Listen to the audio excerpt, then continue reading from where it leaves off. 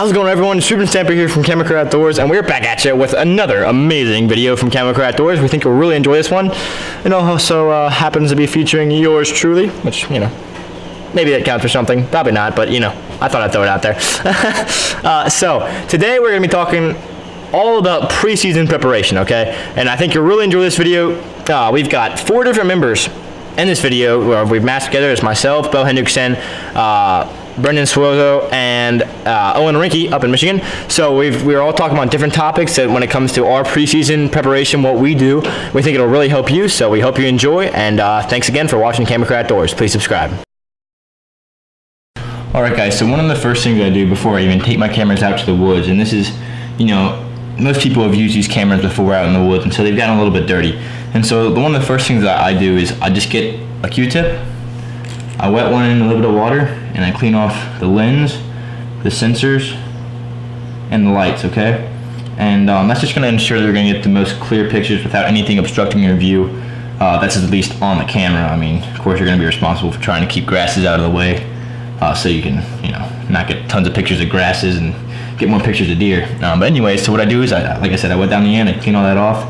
So I just flip it around, because, you know, it has like 2 ends to a Q-tip, and you just kind of dry it off. It's really not that hard to do. And so like I said, this is just going to ensure that you get really crisp, clear photos without anything in the way. So, pretty simple. So one other thing I like to do, you know, and this is pretty simple, it's common knowledge, is before I ever take my trail camera out, whether it's new or old, is I always, you know, just if it's new, just put in some batteries. If it's old, take out the batteries, put in new ones, and that'll just ensure that you're going to be, you know, your camera's going to keep on functioning, keep on taking those pictures throughout the whole entire season, and it's not going to die halfway through, and you're going to miss out on a lot of pictures from your trail camera. So definitely just change out the batteries, or put batteries in there, so you're going to be getting pictures consistently, and you're not going to have to worry about your camera dying. So pretty simple. Alright guys, how's it going? So it's Ruben Stamper here from Camera Crew Outdoors, and today I'm going to be giving you a bunch of tips on how to set up your trail cameras on trails and in fields. So let's get started. Alright guys, so one of the things you want to think about when you're setting up a trail camera on a wooded trail, okay, as opposed to a field, is you want to think about, how can I get the most amount of pictures of this deer, right? Okay, because, you know, that's always cool. The more pictures you get, the better, right? So a lot of guys make the mistake of setting up their trail camera, looking at the trail at a side angle, like a 90-degree angle, where the trail is going like this and your camera's pointed this way, okay? There's a reason that doesn't work too well, and it is simply that it's a very small gap for your camera to take pictures, okay?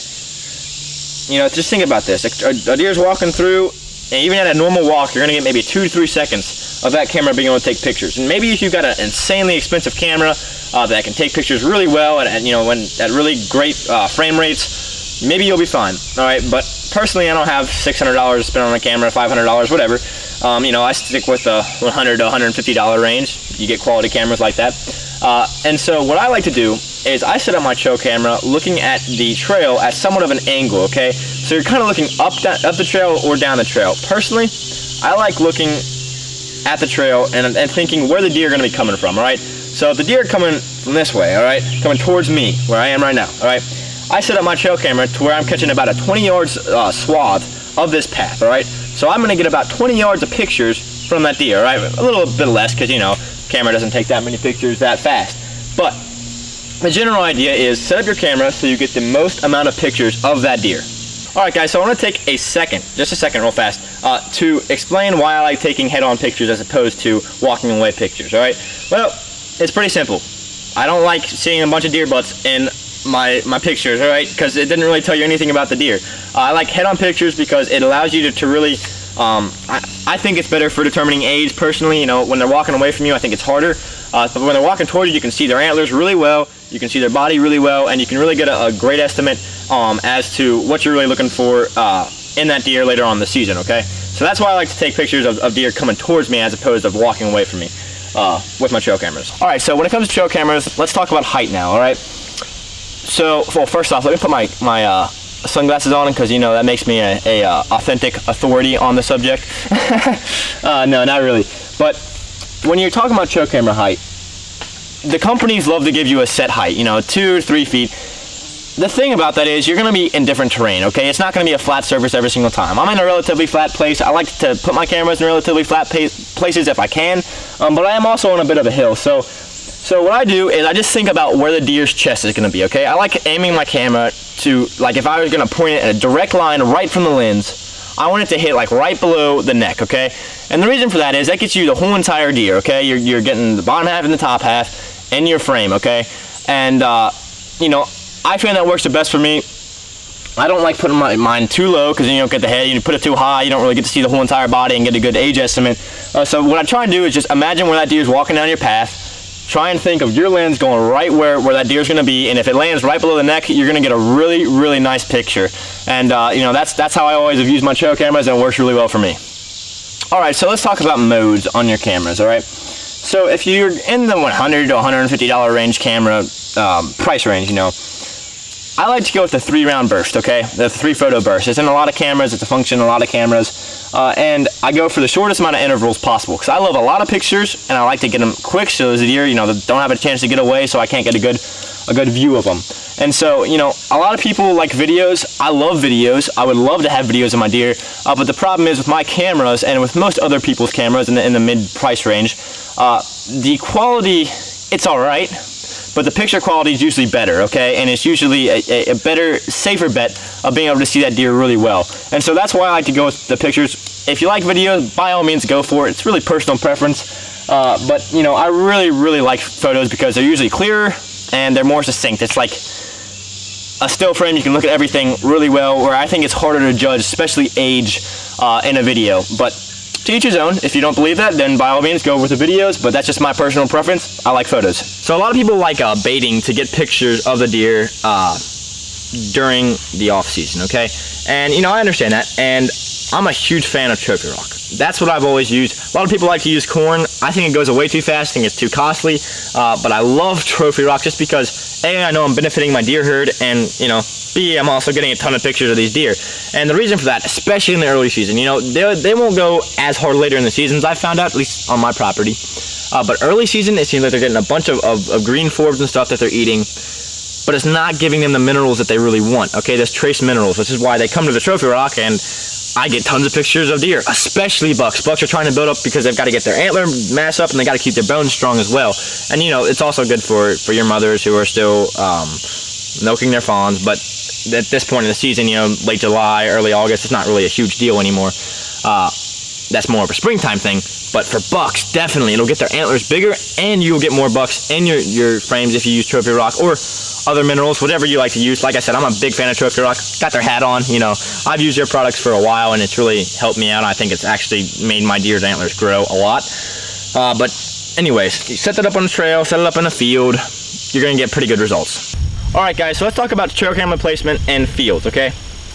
So the main thing you gotta look for when you're setting up a trail camera over a field is bottlenecks. Bottlenecks or funnel necks, all right? Depending on where you are. You know, I live in Kentucky. Most of my fields are hills that just simply don't have trees on them, okay? And that's really what a field is here for me, because we're in a really hilly part of Kentucky, all right? Now, if you're in areas like Iowa or Illinois where you've got a lot of ag fields, all right, and it's really flat, what you can do is put your camera on scan or field mode, and what that'll do is every couple minutes it'll take a picture. It's different per camera, but check out your camera's features. If it has it, definitely use that on the larger fields. You can get a picture like every 5 minutes and just see deer all over the place. They don't have to come directly in front of your camera. But for me, it works better for me to actually have it on a mode that's going to only trigger when the deer walk by. And so, because I live in a hilly area, I look for the bottlenecks, I look for the funnel necks, and I set my cameras over that, okay? And right here, as you can see, I've got, well, maybe you can't see it, but I've got a really nice path right here in front of me, okay? And what I do is I usually set up some Trophy Rock over to my left here, cameras to my right, and I'm telling you, the results are incredible. I have so many deer come to this place. I've got almost every single buck I saw during gun season, the rut here in Kentucky, I got on camera beforehand. And that was really nice because I could actually identify them a lot quicker and a lot better. But if you don't have a really nice path like I do, look for the corner of your fields, okay? So, you know, like you have a field that one edge is like this, the other edge is like this, right? There's this little corner right here, right? Set your camera up over there, okay? I almost guarantee every single time you're gonna have a path going back in that little corner, okay? There's gonna be a path that goes boop, just like that, all right? And so definitely set a camera over there if you can, and you don't have a really nice path like I do. I'm not trying to brag here or anything, but I'm telling you, this is really convenient for me. But do that. If you have the time and money, get some trophy rock, get some mineral supplements, whatever you're using, set it up in that corner, and your results, I promise, are going to be boosted, because the deer love that stuff in the early season, like I said before. So definitely consider that. And that's basically all I have to say about fields and trail cameras. Trail cameras are kind of a situational thing. They're going to be different in every single circumstance. Properties are different, you know, little areas of the property are different. You're gonna have some places you're like, man, I gotta set a trail camera up there. Even though it goes against my better instinct, I know that's gonna be a great place to set one, all right? And in some cases, that's gonna work for you. So definitely keep an open mind when you're setting up trail cameras, but keep a lot of these tips in mind, so that, you know, you're not getting blurry pictures, you're not getting completely white pictures, and you're getting the most pictures you can of the deer when they're on that trail. All right, so thanks for watching Camera Crew Outdoors. We're heading over to Bo Hendrickson in Wisconsin. He's going to talk to you about how to read trail camera pictures. I think it's a really cool section you guys will enjoy. So stay tuned. Thanks for watching Camera Crew Outdoors, and God bless.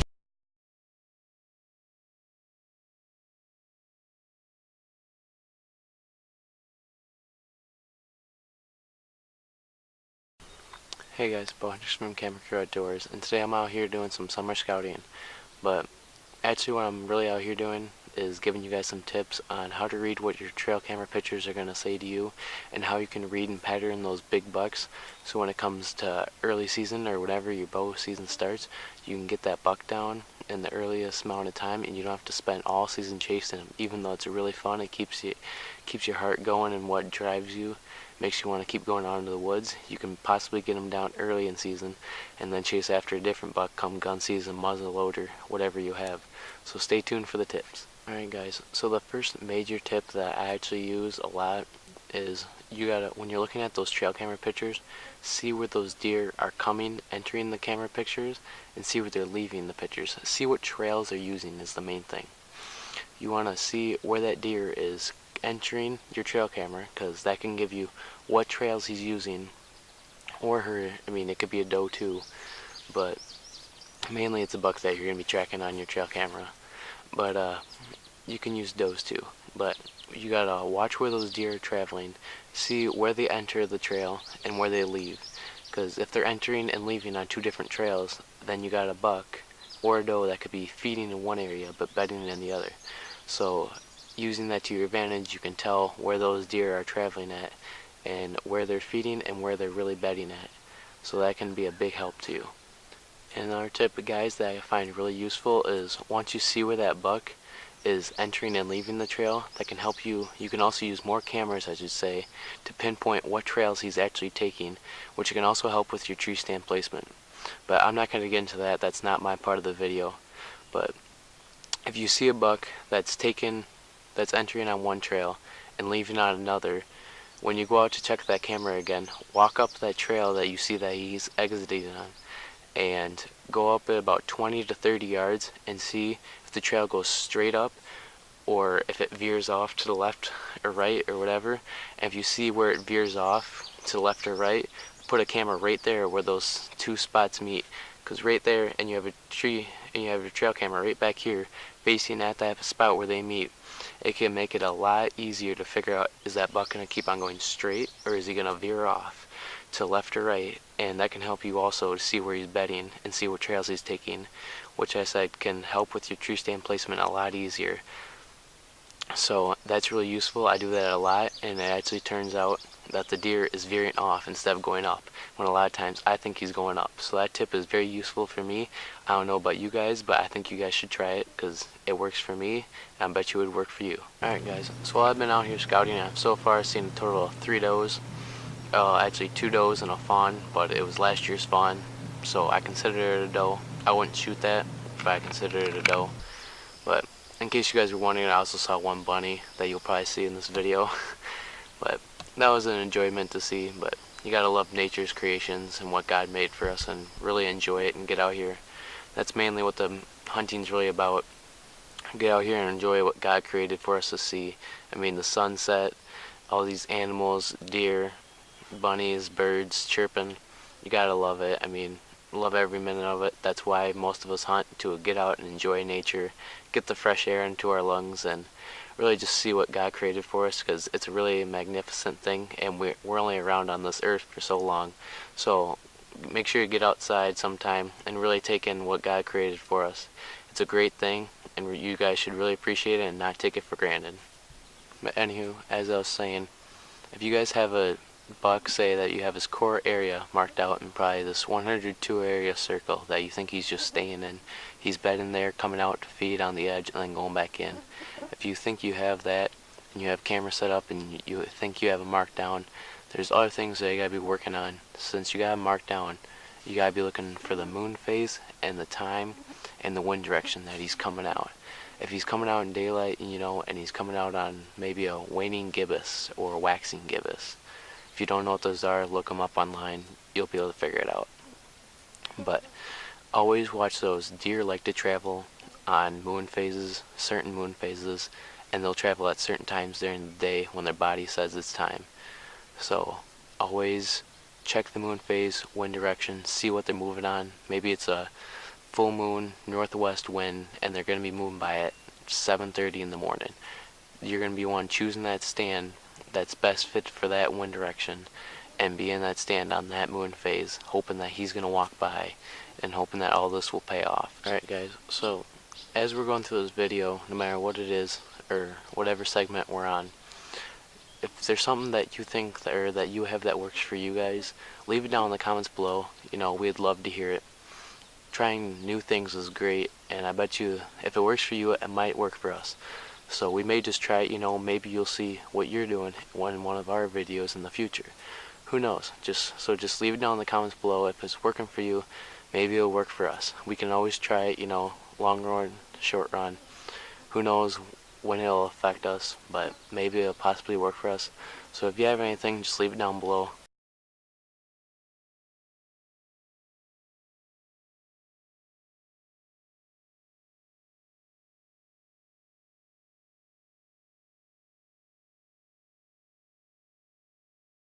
What's up guys, it's Brendan Swazo from Camera Crew Outdoors. Today we're going to be talking about bow tips that you need to practice before bow season starts.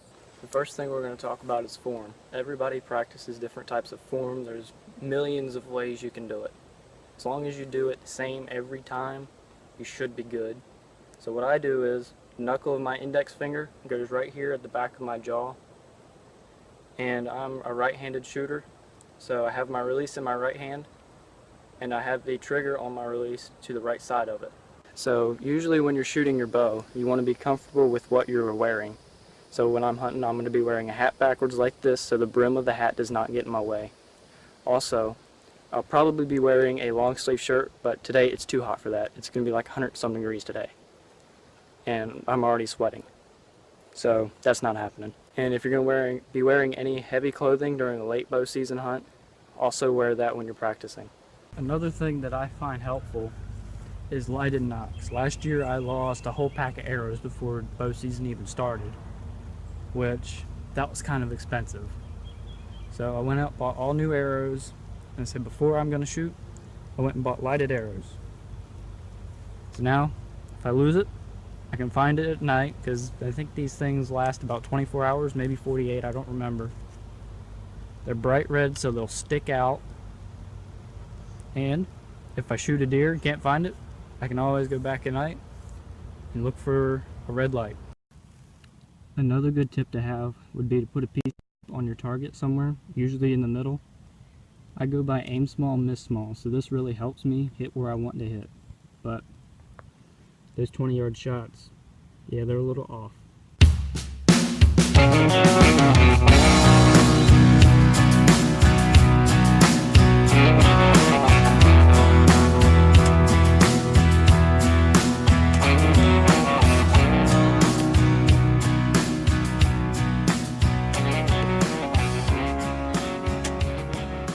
Another thing you could do to make sure you're ready for bow season is you could get your bow on the day before bow season starts.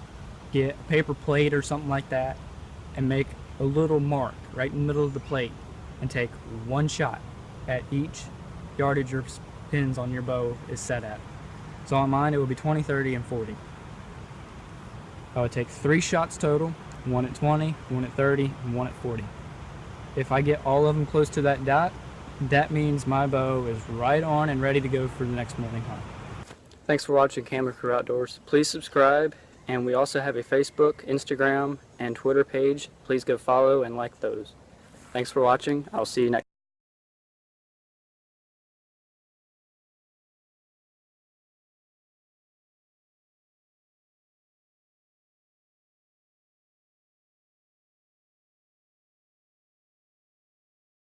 Hey guys, it's Owen Rankin from Camo Crew Outdoors. Today's video is going to be a little bit about everything. I'm not sure what all it's going to consist of. I know trail camera placement, tree stand, I think. But I'm just going to do the topic I'm in charge of, which is food plots. Now right here behind me, right here in front of this hole here where I'm at, is all tell dirt, and then back there and off the side, which you can't see. You just have to trust me. But it's all grass. Now that stuff we're going to leave as natural vegetation for just this year. And then this right here, we're going to have to keep it tilled until about late next month. Because what we plant is more or less of a great late season tactic. The deer, what we're planting is turnips and radishes. And the purpose of those is it's a great late season tactic. They'll eat the greens in the fall, like in October during bow season, but then come like muzzleloading season or shotgun season or rifle season, whatever the case may be in your state, but here it's shotgun and muzzleloading, or all around bow. But come around shotgun and muzzleloading season, they'll dig up the turnips and the radishes, and that will keep them attracted for late season. Right over here is the blind that we hunted out of. You probably remember that from my one hunting video this year. That's the blind right there, and all this is the food plot. And then right there's that natural vegetation I was talking about. Next year we'll probably, if they keep going further back, because this is all wetland, they have their big equipment and they can't bring it back here because it's wetland. I mean, even our small compact tractor gets pretty, it still gets pretty soupy for it back here. So that's basically the main purpose of what we plant. I hope this gave you some valuable information that you can use toward your hunting career and your hunting future.